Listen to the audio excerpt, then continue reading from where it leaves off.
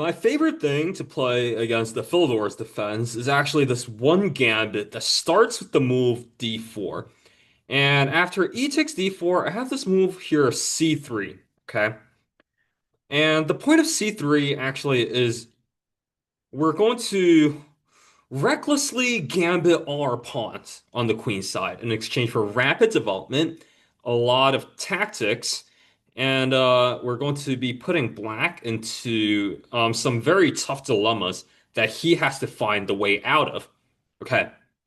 So you should play this gambit if you like to win quickly, and also if you're a tactical player, you like to be in positions where there's a lot of potential for just like knockout punches that end the game like on the spot instantly. Okay, that's what you should play. That's like if you like those types of positions, like you should play this. If you're looking to grind down your opponent in like a 70 move positional squeeze, then you should play something else, okay? You should maybe consider pushing in this situation, right? Let's say they go here. Okay, maybe you just want to in fact uh well, let's say they take. Okay, maybe you just want to take back here, okay? And just have like a bigger center and have a slight positional advantage over black. But if you want to win, or if you want to win quickly in a short number of moves and you want to deliver a knockout blow, everybody, C3 is what you want, okay? And I plugged this into the opening tree just like verify that I actually had a good win rate with it, right? And you can see after D takes C3, I've played more than 34 games in this position. There's actually more than that, but I think opening tree only picks up 34 games from this one account. And you can see here it's a pretty great win rate. 64% I'm winning as white. And everybody, this is at a mid to high elo on chess.com. Okay. So this is 16, 17, 1800 elo. You can see here the average opponent here is 1700. So this isn't like a scholar's made like noob trap that only works against players who don't know what the hell they're doing. Okay. This works against people who know how to play the game of chess, everybody. And okay, so let's get into it. All right. So here I have like a few games, and I want to show a couple of the ideas here because one of the beauties of this gambit is there's many things, okay, that can go wrong very quickly for black. So you're gonna play this move d4 to start with. That's how you get into this gambit. I think, by the way, chess.com calls this the bird gambit. I don't know if it has a name or not, but sure, we'll call it the bird gambit. And the point is, okay. Here, you force black to make a decision. They have to do something about this threat because if they, for example, just play a move like this, then what you're going to do is you're going to take, and after the queen trade, you win this pawn and you're threatening a fork, okay? And so this endgame is better for you because you're up a pawn and you're going to get a quick development, right? You're going to go here. I mean, they're going to go there, or right, they have to defend the fork, right? So they might try something like this. Then you go here. Maybe black goes here. You go here, and black can't castle, right? So black's king is always a little uncomfortable. And one move, like a pretty move that I always look forward to playing, is this long castle with check, right? One of my favorite moves to play in the opening if I can get it. It feels so good to play. Because you're getting your king to safety, you're bringing your rook out with check, right? And you're hitting the black king. So you're getting so many things done in one single move. Um, that if I can long castle with check, I almost always play it. Okay. Um, it's a move that I look forward to, and yeah, you guys should too. Okay. So we went over like what happens if they do nothing, right? If they do nothing, then you take and you trade the queens. You're going to be winning the end game. And here, black can do a few other things, okay? So if black goes bishop here, right, pinning the pawn, right? Then what you're going to do is you're going to take. And again, if they take here, trade queens, go into endgame. But most likely, what black's going to do is They're going to take the knight, you're going to recapture with the queen, black recaptures the pawn, and then you play this bishop c4 move, which threatens scholar's mate. Okay? And scholar's mate in this position is actually, um, it's not just a scholar's mate, right? This is like scholar's mate 102. 101 is like you play the queen here, you have a threat. 102 is like, okay, I have like fast development, right? I'm bringing the bishop out. I have two pieces out. Black has zero pieces out. And after black, for example, defends, well, they could bring the queen out, but let's say they bring the knight out. You actually have this neat little move here. Queen works together with the bishop to deliver a battery here on f7 and also attacking the weak b7 pawn here, right? This is a double threat, and they have to do something about it. So usually they'll go here, which it blocks the bishop. And there's actually a very famous game called the Opera game, played by two very strong, very old European chess players. You guys can look that up. It's called the Opera game. I'm not going to go over it here, but um, even if you don't know the exact lines, even if you don't have everything memorized, this is still just a fantastic position to be in because you're tying down the queen to the defense of f7. You're preventing the bishop, right, from getting out. You're getting, maybe knight c3. You're getting the pin. You're getting long castle. Everybody's coming into the game. Everyone on your team's coming into the game, and black is tripping over his own feet here. This is fantastic for you. Okay, so we covered what to do if they do nothing, right? You take and you trade queens, you're in a good endgame. Okay, and we covered what to do if they play bishop g4 here for the pin. You're going to take again, and then after white black takes, you're going to take back with the queen, get the bishop out right there. And scholars may swing the queen over here, work together with the bishop. Everything is going to be juicy for you in that position. Okay. All right. So now, all right, we're gonna start going into the critical move, which is what happens if black just takes, right? And when black takes, what most people do in this position is they take back with the knight. And the problem if you take back with the knight is you end up in kind of like a boring position, okay? Um, because the when you take back with the knight here, right, and they develop the knight, and you just put all the knights out, yeah, white is a little better because black's bishop is like a little locked in, and you have some central space. Okay, it's going to take you a little bit of work to actually win this position, and it's not always clear what your plan is, right? If I gave you, okay, if the game just goes like something like this, castle, castle, right? And then, for example, they go here, right? Maybe trade, trade, go here, right? Well, if you're a really advanced player, right, or if you really know what you're doing, you might try to play against the c6 pawn and try to win a pawn, right?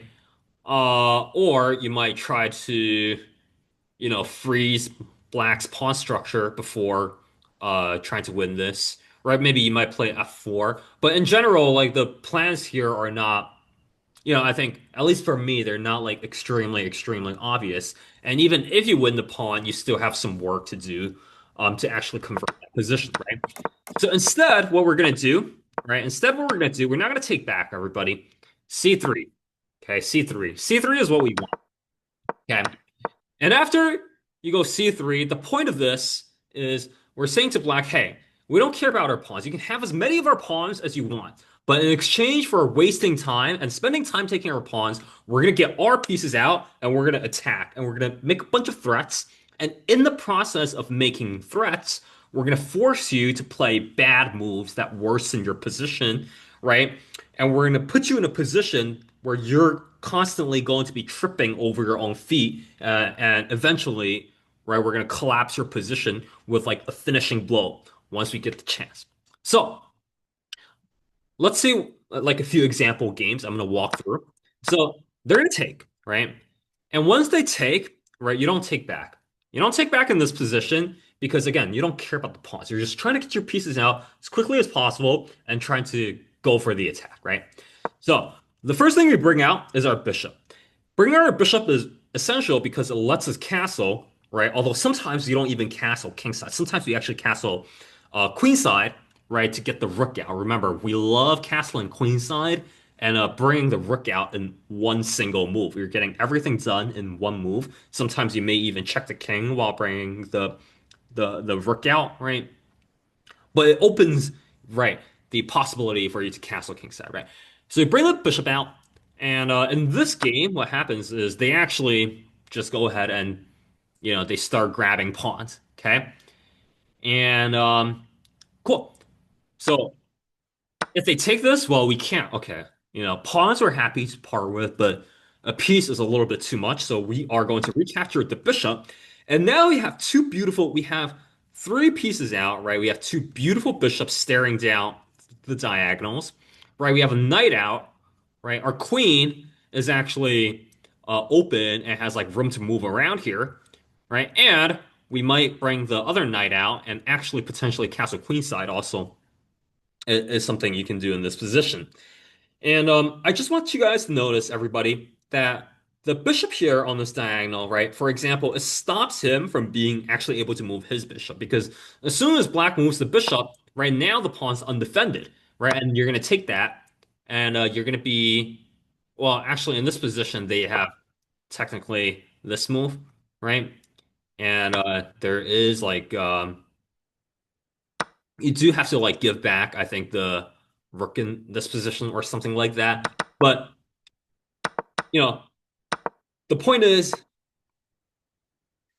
once they move the bishop, then you could take the pawn, and taking the pawn, right? You might win the rook, but also more importantly, just like right off the bat, it stops black from being able to castle, right? Which is huge because we want his king to stay in the center so we can actually attack it and start dealing damage. By taking away his castling rights like this early in the game, like you're setting black up to like fall into all kinds of problems and traps. What about this bishop, right? What is this bishop doing here? Well, the point of this light square bishop, everybody, is to team up with either the knight or the queen, right? So again, let's go over that one more time, right? The point of this dark square bishop, right, is to hit the pawn and stop his bishop from coming out. And the point of your light square bishop is to either team up with the queen this way, right? Or team up with the knight here, right? And jumping the knight over here to potentially deliver, right, an attack on the weak f7 pawn, everybody. The f7 pawn is the weakest pawn in black's position.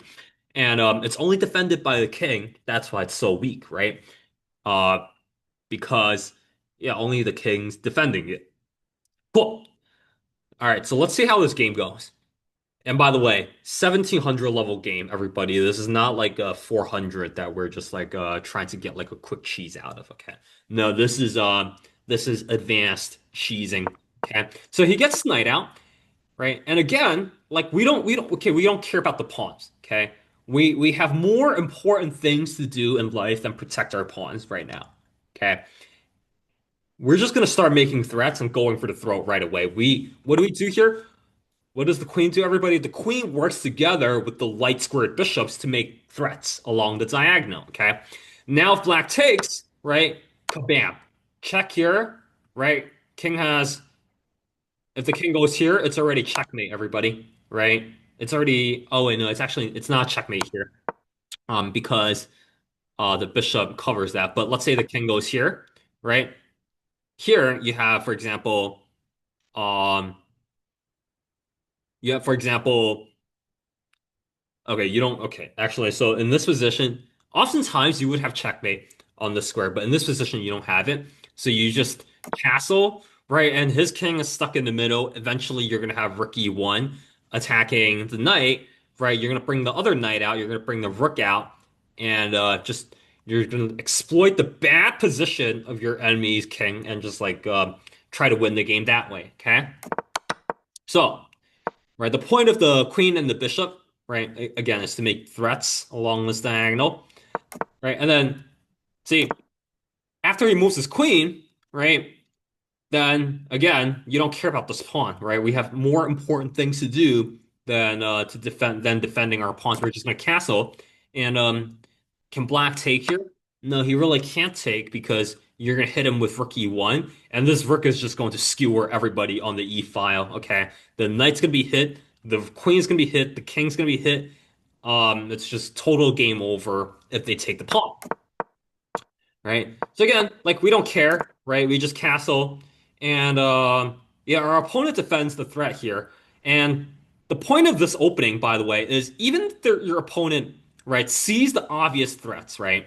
So the reason why this is like better than like something like Scholars made is even if your opponent sees the threats, right? In order to defend against the threats, you often force black to play like bad moves that put their position into an even worse position. Okay. Now the queen's blocking the bishop, right? In order for him to castle, he has to move the queen again, get the bishop out, and castle the king. So every move, you're just making more problems for black and wasting their time. Okay. And here, right, they play this move c6. Okay. And every move we're playing, right? For every move we're just going for the throw. Every single move, right? Here, right? Actually, so in this game I played inaccurately. I should have just like cracked the center immediately with e5. But, I'm trying to bring more firepower into the attack. I'm trying to use all my pieces together as a team, right? I believe in bringing all your pieces into the attack. I think that's like really important. And also, I want to enable the movement of this rook. Maybe the rook comes to d1, maybe the other rook comes to e1. And by the way, computer still says it's better for white, right? So even if you don't play the exact moves that the computer loves, right?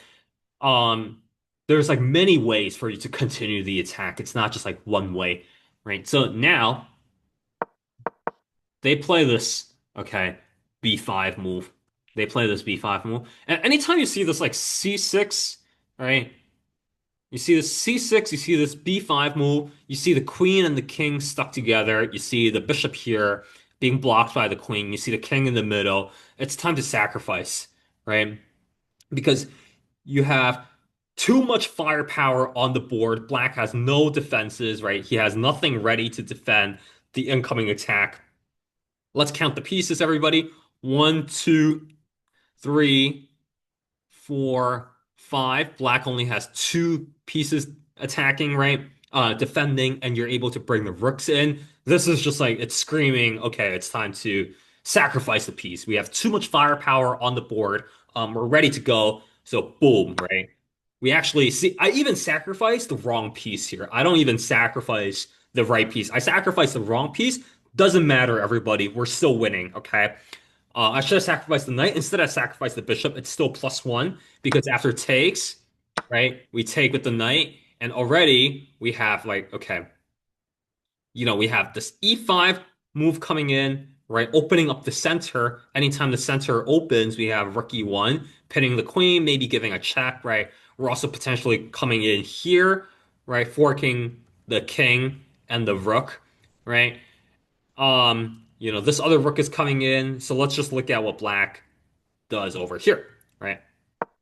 So he plays this bishop move, and now he's losing on the spot because we just have this check here and we win the rook, and the game is over, everybody. In 12 moves, okay, it's game over. It's +5. We're up a rook. You can't castle. It's a total and complete blowout here. And yeah, if we had sacrificed the knight, right? If we had sacrificed the knight, it would have been even better. Okay, it would have been even better. I think you're supposed to. What are you supposed to do here? I think you're supposed to take here, right? Take here, and then what if he defends like this? Then in this position, you just have what? Oh, yeah, you just keep piling pressure onto the attack. So you just have rook c1, right? You just keep bringing more pieces in. Every move, you're just increasing the attack. You're bringing more fire. You're putting more firepower onto the board, and you're just creating more and more problems for black. Cool. So that's one game. Let's keep looking at another game. So again, start the game with d4, okay? And if they do nothing, right? If they waste the move, you take and you trade the queens and you take the pawn. Great end game. No complaints there, right? Happy days. Um, but If they play the bishop, right, again, take the pawn, right? They take, you take back, and then you go for this quick bishop and queen attack on f7, and you swing the queen over, right? You have more pieces out than your opponent. You have a lead in development. You might castle queenside. Again, it's a happy position to be in, right? But we're here, everybody, in this video for the critical line that I want to cover, which is black taking. And again, c3, right? We love c3 because we want to throw away our pawns in the single reckless gambit and try to checkmate black. We get the bishop out, okay? Right? Remember, the bishop comes out first. What does the bishop do here? It makes threats along this diagonal together with the queen and the knight, right? And also as a side task, it also prevents the push here occasionally, but that's like not that important. And yeah, pretty much like no matter what black does, you're just gonna let him take another pawn here, and when he takes, you recapture the bishop. Okay, so now if black plays this bishop, right? And this is kind of okay, so this is like this is lesson like 102. Okay, this is class 102. Black is saying, hey, we're going to stop the threats along this diagonal, okay? You're not going to be able to play any weird scholars mate. You're not going to be able to jump the knight here and try to checkmate me. Hey, I'm going to put the bishop here. We're just going to trade, and I want to be up a pawn and trade all the pieces and just go into endgame and beat you with my extra pawn, right? And you're going to say to black, okay, that sounds good to me. We're actually going to accept your trade, but in exchange for accepting in exchange for doing this trade, you're actually going to be forced to create weaknesses in your position, such as this pawn on e6 and this pawn on b7. Okay? These two pawns are now undefended pawns, everybody. There's nobody protecting these two pawns. They are undefended. And you're going to double attack these pawns actually with this nice little queen b3 move. Okay? Double attacking both the b7 pawn and the e6 pawn. Okay. And again, we don't care if they take. Okay. We have more important things to do than recapture the pawns when it comes to if you want to play aggressively and a gambit in chess, we have to, try to put as much firepower on the board as we can get. So in this position, right, this is like one of the most common moves that I faced while playing this. And it makes sense because, okay, well, now you're protecting both pawns at once, and I'm safe, right? As black, I think I'm safe. But again, everybody, the point, right, is as soon, like in the process of dodging all the threats, all the incoming threats that I'm making on the board, right? I'm forcing black again to commit resources and to make moves that tie his position down, right? I'm forcing him to make these like defensive moves that um he needs to make in order to hold his position in place, right? And while he makes these moves, I'm actually going to keep putting pressure onto the position. I'm going to jump the knight in here, and now all of a sudden this pawn is double attacked. And actually, black has no good way of protecting the pawn. How does he do it? He can't. The only way he can do it is bring the king up. And if you bring the king up this early in the position, then I'm just gonna have fun with you for like 20 moves, okay? Because your king's gonna be stuck in the middle, and I'm going to have like a million tactics against the black king here. So we jump the knight, right? And actually here black goes for it. He goes for this king up move. Okay. We're going to show you just like some of the bad things that could potentially happen to black if he tries to defend with the king. First of all, notice that the bishop's already locked out. The knight can't come to this square, right? And the queen is tied down to the defense. So you recapture with the knight. I recapture in the knight in this position. Recapturing with the knight is like okay sometimes. Like you could do it because you're getting a piece out, right? And you're bringing more firepower, more development onto the board and making new threats. Sometimes, like, that's okay. What I would definitely never do is like recapture with the pawn, okay? Recapturing with the pawn is really, really bad. You could let him take here and bring the bishop out, right? That puts more firepower onto the board, that gets faster development. Or you can put the knight out, right? And bring your knight onto the board, but you should never take with the pawn here because that doesn't bring anything out, and you're just destroying your own structure for no good reason. Okay. Okay. So in this position, I play the knight, and you can see here, by the way, computer says it's already +1. So they bring their knight to defend, right? But again, every move, I'm just bringing more pieces into the attack. The bishop comes out, and you're like, okay, where's the attack? Okay, give it a few moves, everybody, right? Sometimes like the attack needs like a move or two to like finish cooking, and for um the tactics to like reveal themselves onto the board. So black plays this move, right? We jump back. He plays another move, right? We jump back. He tries to. So what black is trying to do here is he's desperately trying to get all his pieces onto active and useful squares. But we're too fast and we have too much firepower into it. We have too much development on the board. And black's position, black's king, right, is too weak here. He's standing on e7 and we're going to start exploiting him. We long castle, right? Again, inaccurate according to the computer, but doesn't matter because we have so many pieces on the board that we can play a number of moves, and all of them are okay, right? All of them are going to be great for us because we just have so many threats one after another.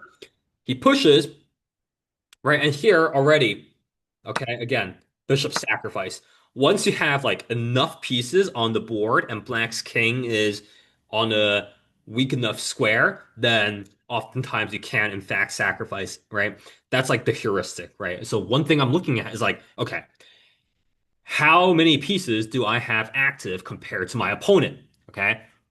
One, two, three, 4, 5, right? I literally have 5 pieces, and black only has 1 and 2, right? Everybody else is sitting at home, not contributing to the defense. So that's heuristic one. And then another heuristic is like, okay, where's the king? Is the king actually safe? Are you actually going to be able to get anything done with your pieces? And the answer here is his king is not safe. In fact, it's in mortal danger, right? It's sitting in the middle of the board, and you're about to just go in and deliver checkmate, right? So that's heuristic two. And heuristic three is like, okay, how much material am I sacrificing? Okay, here the knight's worth 3, the bishops are worth 3, and my sacrifice here is actually taking 2 pawns. So takes, right? Not only do I jump the knight in, right, but I'm actually winning 2 pawns in the process of sacrificing a piece. Okay. So kind of the combination of these three factors allows me to just like pretty much go for the sacrifice. I don't even have to like do a ton of calculation. It's +3 here in the actual game, right? I didn't even calculate what my follow-up is. I know there's gonna be a follow-up. How do I know that? Because I have so many pieces out. Black has so few pieces out, right? Black's king is in the middle of the board, and my sacrifice is only a bishop that's worth 3 points for black's 2 pawns, which is worth 2 points, right? So I'm only sacrificing a single point of material here just to like try to generate a big attack on the king, right? Absolutely, we make that sacrifice like 10 times out of 10 here, right? It's a um the light couldn't possibly be any greener in this situation. So again, the threat here, check, right? Also the threat here with the fork, check, right? Winning the rook, hitting the queen. And once the queen and the knight are working together as a team, right? Checkmate is imminent. Okay. And here black actually just blunders, right? He tries to bring the rook. It's too late. He's out of time. You just have checkmate on the spot here, and you just bring the queen in, queen and knight attack, boom, checkmate, game over on the spot. Okay. All right, so that's another game. Okay, we're gonna go over a few more examples just to convince you guys that like, okay, yeah, this is like a real thing. Okay, is a thing that you can play. E4, E5. Okay, bring the knight out, push the pawn. Right, again, if he does nothing, you take. Right, take, trade queens. If they bring the bishop out, then takes, queen takes, and then you bring the bishop out here to threaten scholar's mate. Right. But if they take, again, c3, right? Just throwing away our pawns, opening up the diagonal, bringing pieces onto the board, and getting ready for the finishing blow. Okay, already on move five. Okay, and here they play this h6 move, and one of the other another reason why I'm such a fan of this gambit, right? So there's gambits where you're counting on your opponent to like make a single mistake, right? And if they make the mistake, then you're winning. And if they don't make the mistake, then you're losing. Okay. Those gambits I'm not a fan of because you can't always counter your opponent to make the exact mistake that you need them to make. But here, right, in this kind of a position, okay, all you need from black is for him to waste a single move. Okay. All right, if they play this move, right, that's a mistake, right? They're wasting a turn here. And a single wasted turn in this position is like all you need to like just wipe them off the board completely. If they play here, right? If they play something like, I don't know, uh queen here, right? Any as long all you need from black is for them to waste a single move, okay? And if they waste a single turn, like that's it. As black, you don't have time. You cannot, you're already starting second. You do not have the time, or black never has the time in general to waste a bunch of moves in the opening and get away with it, okay?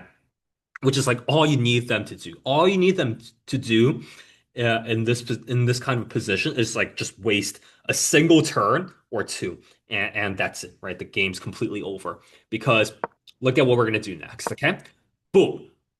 What does the bishop do here? It works together with the queen to deliver threats. Okay, on the f7 square. And now, like with this move here, he actually doesn't have knight h6, right? He doesn't have knight h6 to backward defend the f7 pawn. Instead, he has to bring the bishop out, right? And like we're already winning. It's already +2. Look at the engine. And it's +2 because now we can take, right? And after after black retakes, right? Whose turn is it? It's actually our turn, right? Remember, in the previous position, it was Black's turn, right? It was Black's turn. That's why he had the time to go Queen C8 here to double defend. But because he wasted a single move here, now it's not even Black's turn. It's actually our turn, and we're going to be able to win this pawn, right? And once we win the pawn, we're going to be threatening the rook, and everything just totally and completely falls apart from that position. Um, so, as an example, actually, if you take here, then black has to go here, right? Unlocking the queen's defense of the rook. And then from that position, you would maybe follow that up by playing knight d4, right? Attacking this, right? Attacking the other weakness.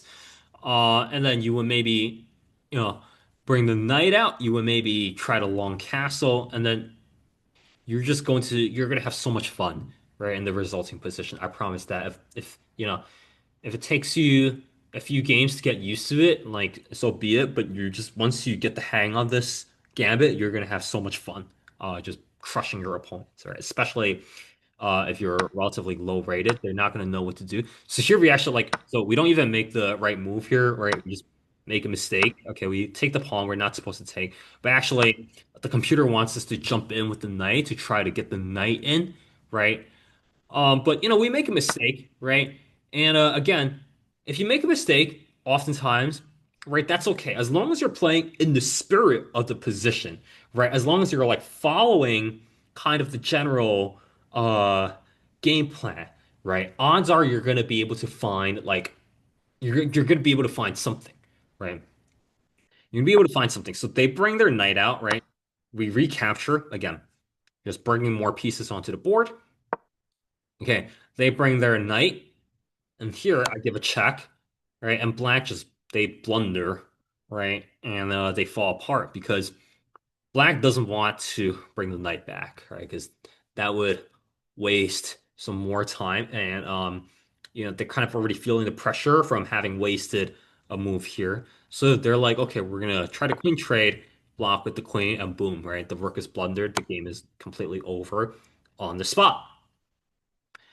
All right, so let's look at another game here, right? And you can see, okay, we're gonna make some more mistakes in this game, but it doesn't matter. It really doesn't like, or not that it doesn't matter, right? But oftentimes you're gonna be able to get away with just like making moves that are not even like the most accurate things, but because it puts black into such a precarious position, you're just gonna find like a knockout punch anyway and put the game away like that. So here again, right? C3, put the bishop out. Right? And again, you don't need black to make like a crazy mistake. You don't need them to like blunder their queen. You don't need them to like go here, like just lose the queen in a move. All you need is for them to waste a little bit of time, right? You just need them to waste a single turn or two. Bring the queen out. Again, the threat is what? The threat is, right? If they go here, the threat is check, right? Check, win the pawn, stop the castle. If they go here, here, right? And right, you're already threatening checkmate here, right? Here, bam, checkmate on the spot. Um, cool. So again, when they bring the bishop out to defend, you just take, you create the two weaknesses here and here, and then you just go after them like crazy. So actually, okay. I'm recording this live, so one thing that we've taken away is like you're supposed to actually use the knight to attack the weaknesses, which I do that, but you're supposed to jump the knight first, okay, or not and not take with the queen. It's a little bit too early, I guess, to take the pawn here. So you're just gonna, but the point is like your play is against this weakness, and you have more pieces out. You can make more threats. Boom, jump the knight in. Right? You jump the knight in. They bring the rook. Okay, we're not gonna lose the queen here, right? They take again, and right. So actually, I make like a bad mistake this game. I allow him to use the rook in conjunction with the pawn, to actually win the guy on B2. So that was like bad by me. But then again, like oftentimes, just because like you have so much, just because you have so many pieces out on the board, you have so much firepower. Even if you make a mistake, everybody, right, just keep going in, keep getting your pieces out. Eventually, they're gonna blunder, and you're gonna be able to save the game, right? Which is how I get away with it this time. So, right, they go here. What are they threatening? Okay, maybe, right, they want to move the rook here. Maybe they want to threaten like a checkmate here, right? But now we get a turn to check him. He goes there. We castle, get the king out of the way, and they bring the knight. We could drop back. They attack, right? We pull the knight back, right? Give a check. They can't take. This is defended. And actually, yeah, I probably should have shown like a better game than this. This is like not not a not the best example because I'm just like blundering out of the opening. But this one we managed to save. But actually, I'm gonna keep going to like a different one. So here, right, again, you create the two weaknesses here, right? Here I recapture with the knight, so that's fine. They go here, and then here we're just double attacking the two weaknesses. Again, same idea. They try to defend. In the process of defending, they have to make concessions, right? They have to tie down resources for the defense. We jump the knight, attack the pawn here, right? And here they try to push forward, but in this position, your instinct should be to take, right? why should your instinct be to take? Because we're ready to castle. Black isn't, right? He still has to move the bishop. And as soon as we take, we're going to open up the E file. And with the open E file, right, we're going to be able to attack the black king. So after takes for something like castle, right, then we're going to be able to bring the rook onto E1 quickly. So here I decide to bring the bishop out. And yeah, again, just every move, I'm putting more pieces onto the board, right? They go here, and we make a mistake here, but right, we get away with it anyway because the king is so weak, and we manage to win the game by just tactics against a weak black king. Okay. All right. So I want to find like a nice game where like I didn't blunder on the fifth move or something like that. Okay. All right. So let's look at this again. Same idea. Play C3. You bring the bishop, right? Maybe you recapture with the knight. Maybe you let him take and bring the bishop out. But bishop goes to this diagonal to give threats onto F7. Maybe jump the knight. Maybe jump the queen. Maybe jump the queen this way, right? Here, take, here. Right, this time we recapture with the knight. Okay. I think in this position, yeah, you're supposed to jump in here first. So yeah, my move orders are like not exact here, right? Uh Sometimes I play like sloppy games on the ladder, I'm just like on the bus, right? I'm have like a 10 minutes at work or something. Just play a quick game, we're not playing exact. We're just going for the attack. And there, right, they play the bishop. And everybody, do we take the rook queen or do we take with the knight? Always take with the knight, everybody. The knight's a short-ranged piece. The queen is long-ranged, right? The knight is like a melee fighter. He fights at short range. You need to get him into the action so he can start delivering checks here, right? Start forking everybody. The queen is like long range, right? She can do her job at a distance. She doesn't need to go in like immediately unless she's giving checkmate or she's like winning a bunch of material. Takes here, right? We get a nice brilliant move. Why is this brilliant, everybody? Because knight's untakeable because we just give a check and we're winning the queen. So here, right? We give a check. Now our knights defend each other. We snag the rook, and this is a total bloodbath. Takes. Here. And yeah, we win this by forking the rook. And again, like black, we're like, well, what if my opponent doesn't fall for like the trap? Well, what trap did they like not fall into?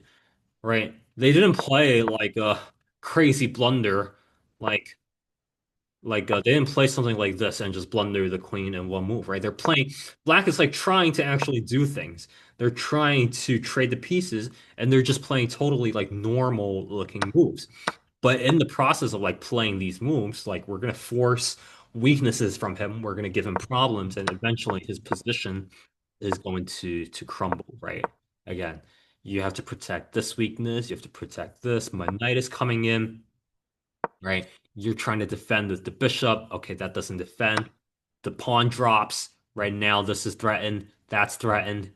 Um, yeah, they're like, okay, we're gonna bring the bishop out, make some room for the knight, and it's already, it's too late.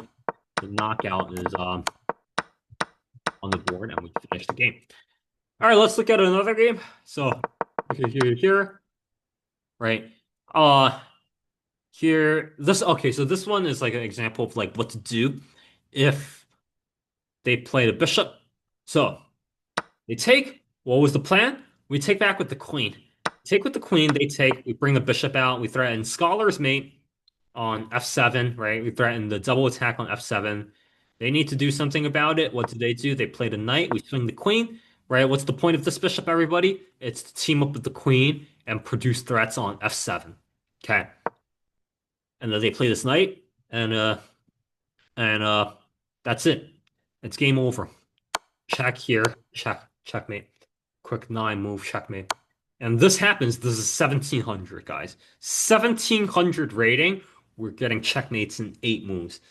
That's why this is such like a fantastic way to play against the Philidor's defense. And then let's look at another one. Here. Okay, C3 takes, bring the bishop out. They bring their queen. What's the threat?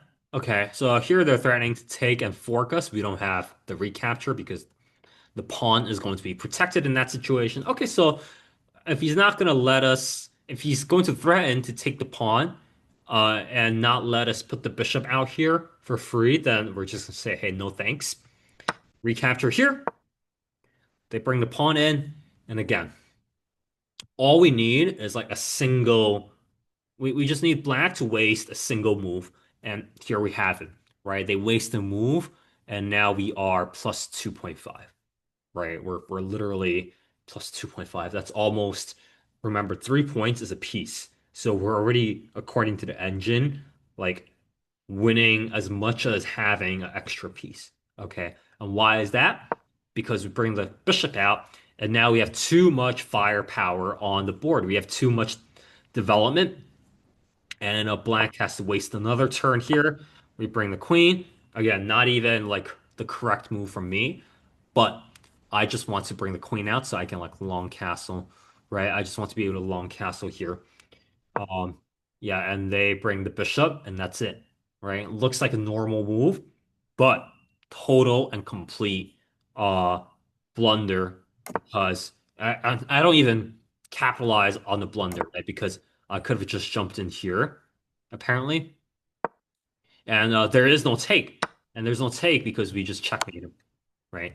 Queen and the bishop again, too many pieces on the board for us, right? And black is too slow. And so because of this disparity in piece development, we're able to generate constant pressure and just constant lurking threats in the position. Yeah, and yeah, again, we don't even play the knockout move here, right? But again, that's the beauty of this gambit. Is like we have multiple things, right? We have leeway, we have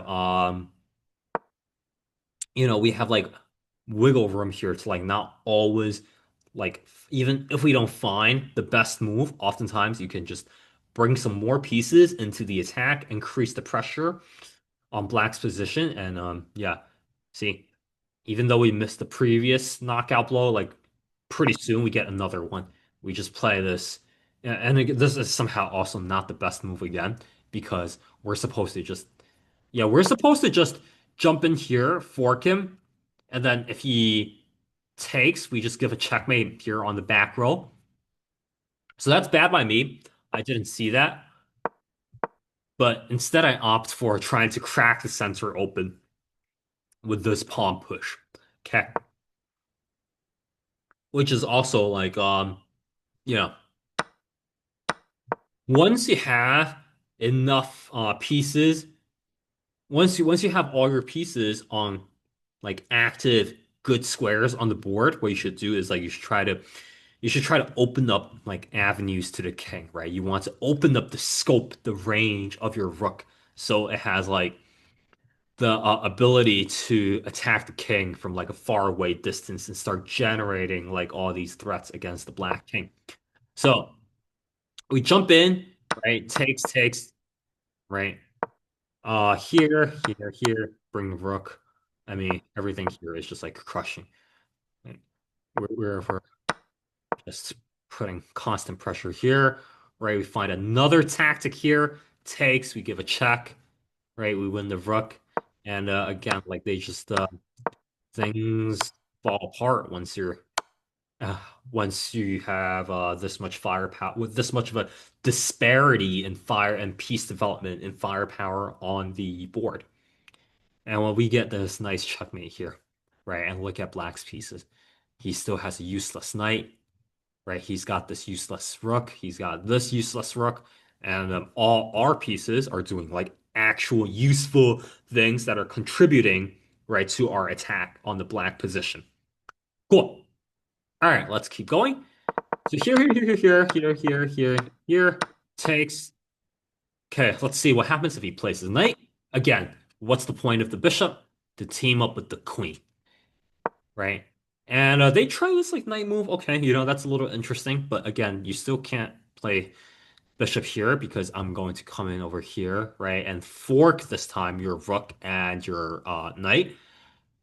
And if you can't bring the bishop out again, how do you castle? Right? It's just compounding problems one after the other. First, it's okay, how do you bring your pieces out when bringing your pieces out means you're going to drop the pawn? And then if you can't bring your pieces out, then it's like, okay, how do you castle if you can't bring the pieces out? And then if you can't castle, it's like, okay, now your king's stuck in the center, and I'm gonna have like five pieces on the board attacking your king at the same time, and just like good luck surviving that, right? I can play any move I want, and it'll be just like winning.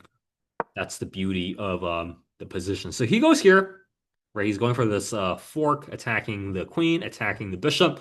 Check, fork, fork the king, fork the knight, right? They go here, unlocking the defense of the knight, and we long castle. We love to long castle because it brings the rook onto the open file.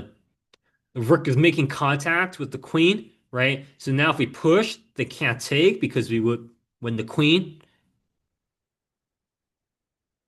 And yeah, we're bringing our king. I wouldn't say this is the most safe place for the king. It's got like some problems, right?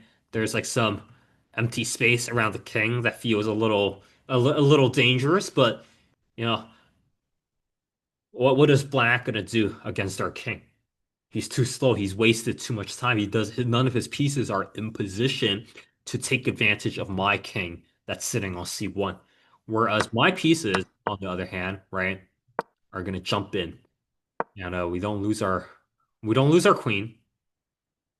And here, right, okay, we don't want to let him take that because that was double attacked. So we go there, here, here, threatening to take the bishop, here, take. Oh, by the way, if you could take this bishop with the knight, like generally you should, because taking again forces him to take with the F pawn, opens up this diagonal for the check, has a weakness here on E6 that he has to protect somehow. And after takes check, it's basically already like well here the engine prefers black because black apparently has some kind of defense, which is oh I guess black can maybe go here. Is that the move? No. Black just defends with the knight, right? Okay, so black defends with the knight, but even here, like you still have like threats like bringing the queen here, attacking this, right?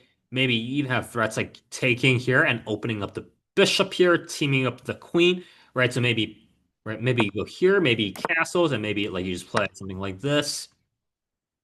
Okay, so I guess this doesn't work because black can like block with the knight, but again, this and this double attack. Okay. Just one of the many opportunities that you have access to. Not all of them are going to work out. That's on you. You have to find which of these things like are actually working.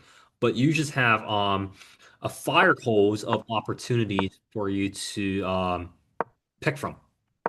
Okay, bring the knight back, right? Again, every move, just putting my pieces on better and better squares, bringing more pieces into the attack. I swing the rook, right? He's not doing anything in the corner. We need to add more pieces into the attack. We need to increase the pressure, right? Increase the amount of firepower we have access to. Boom, boom. And here, already, that's a mistake, right? We snagged the pawn. He can't take, pin, and now it's like winning. And now it's checkmate. Bang, bang, bang, bang. Boom, game over, right? You can't like here, right? So there's like maybe this, right? This, yeah, like this. I mean, we just have like we have everything is tied down here. He can't move a single piece, otherwise it gets checkmated, right? And we're just threatening here, here, maybe here. Okay, we don't have that maybe because the queen covers. But yeah, I mean, in this position, they just resign. You'll get a lot of resignations too, by the way. You'll win a lot of you'll win a lot of games via opponent's resignation. Okay. Here. Again, team up with the bishop, work together to attack the f7 square. You make the weakness here, here. Okay. So I'm really inaccurate here, so I don't play the best move again. Best move, okay, again, I have to remember this. Jump the knight, attack this, but still, the point is like the weaknesses, right? The point is creating the weaknesses, forcing your opponent to have to like tie himself down and give this check, right? Again, there's not this because you just been that. Check, they go back. Again, this is bad by me. Like we should have just probably taken that. Here, here, here, here, here. Here, here, here, here, here, here, here, here. And yeah, we win this game. Th This one was a little sloppy. Also, it wasn't as clean as it could have been, but eventually, like they blunder. And also, even before they blundered, like we had a good position here with this open rook attack.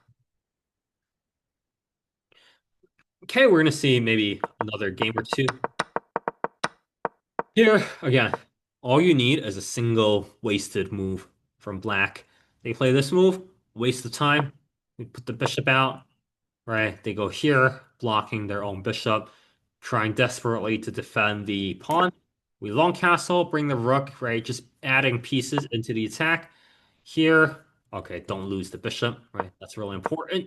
Here, we push forward, they take, right? And we already, let me look at this beautiful, beautiful open file here, right? Look at this move, right? Attacking the queen, attacking this D8 square, maybe threatening a checkmate here, right? Maybe here, here, checkmate, right? Something like that.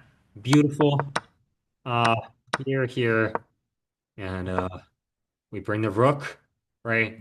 Again, always make sure their pieces are working together. Everybody has to work together as a team. Everybody needs to be contributing to the attack. You can't have like a piece just like sitting back, like not contributing. You need everybody to pull their weight in your position. Here, take, here, here, here. I mean, this game is completely over, right? Everything is, you have this, you have this. There's no castle, you have this. I mean, resignation, right? Resignation. Made in four in this position. And all right, let's see one last one. So here we go here again. I make the weakness. Yeah. Here, here, you jump the knight in, attack this. Here, here, here, check. We have this queen and knight double attack on the c7 pawn. You check, they go there. Right, we go back with check. And that's like maybe I guess one last thing, which actually I forgot to mention. I probably should have mentioned it, but playing with tempo is really important. What do I mean by that? It means like every move you should be accomplishing every move you should be either threatening to do bad things to black, or you should be putting more pieces on the board and just like getting as many things done as possible, right? You want to accomplish the maximum amount you can in like a single move always. So here, right, we go back, right? That's check, so he has no time to take the queen. And I just want to get the knight out also because I don't want to have the knight be only defended by the queen. I want him to be on this like secure square defended by the pawn. So we just drop back here, drop the queen back. And now we're threatening nastiness over here. That's a discovery, right? Here. And we feel like stumble around a little bit, right? We don't find the best continuation, but you know. It's okay because we're just every move we're gonna keep bringing pieces into the attack, and as long as we're doing that, then eventually their position is gonna fall apart, and we are gonna win the game in like a beautiful, beautiful fashion. Uh, wow, we missed mate in one here. Yeah, we missed. Yeah, we. See, there was even a mate in one here. Boom, check. That's checkmate. King can't go here, here, here. Can't take. Can't go here. Can't take. That's already a checkmate. Cool. And yeah, everybody, so go ahead and check out this what chess.com calls the Bird's Gambit against the Philidor. Remember, always play d4 first, right? Always play d4 followed by c3. We don't care about the pawns. We want to throw them out and give them to black, right? That's like we got free pawns, as many as black wants to take. In exchange for that, we're gonna get our pieces onto perfect squares, and we're gonna have a big disparity in active pieces on the board. And then just look for knockout blows when you have enough pieces on the board, and when you've managed to put black's king stuck in an unpleasant position, and that'll take the form of occasionally maybe a piece sacrifice, or it's something even simpler than that. Uh, okay, everybody, and yeah, and this is like this is like a positive, like a very nice win rate, right? I'll recap by just like rehashing that. It's like a very, very nice win rate, even at the 1700 level. And I'll keep playing it on ladder, and I hope you guys give it a try also. All right, until the next episode, everybody. Later.